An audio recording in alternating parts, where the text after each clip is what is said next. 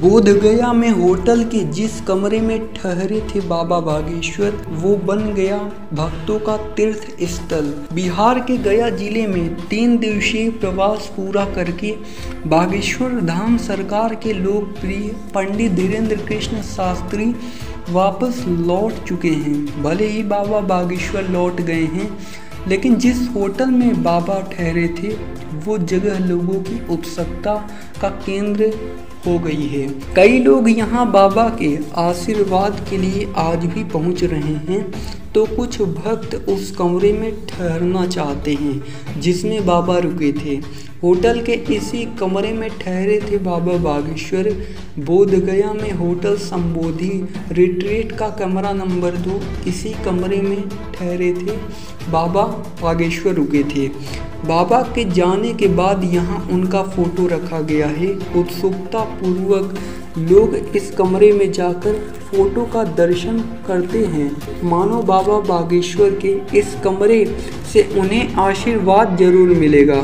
भक्तों का मानना है कि बाबा की दिव्य शक्ति का प्रभाव यहाँ जरूर होगा। इसी होटल में भागवत गीता का पाठ और प्रवचन किया। बता दें कि बाबा बागेश्वर धाम के आचार्य पंडित धीरेन्द्र शास्त्री बोध गया के संबोधि रिट्रीट होटल में ठहरे थे। 3 दिनों तक बाबा का पूरा कार्यक्रम इसी होटल में चला। गया में इनका दिव्य दरबार लगना था, लेकिन प्रशासन की अनुमति नहीं मिलने और प्रतिपक्ष मेले को देखते हुए नहीं लग सका। लेकिन बाबा बागेश्वर ने बोध गया के इसी होटल में 3 दिन भगवत कथा, त्रिपिंडी श्राद्धा और प्रवचन किया था, जिसमें चुनिंदा भक्त और शिष्य शामिल हुए थे।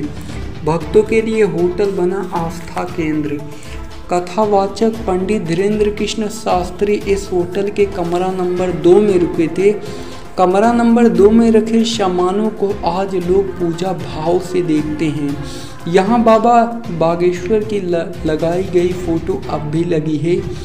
यहाँ आने वाले लोग इसी होटल में पहुंचकर कमरा नंबर 2 में ज़रूर आते हैं और बाबा बागेश्वर के प्रवास वाले इस कमरे में जाकर उनकी तस्वीर को प्रणाम कर आशीर्वाद लेते हैं। होटल के कर्मी कर रहे हैं बाबा बागेश्वर को याद। वहीं होटल कर्मचारियों ने बताया कि उनके विश्राम करने में प्रयोग हुए पलंग, सोफे को भी पूजनीय दृष्टि से देखते हैं।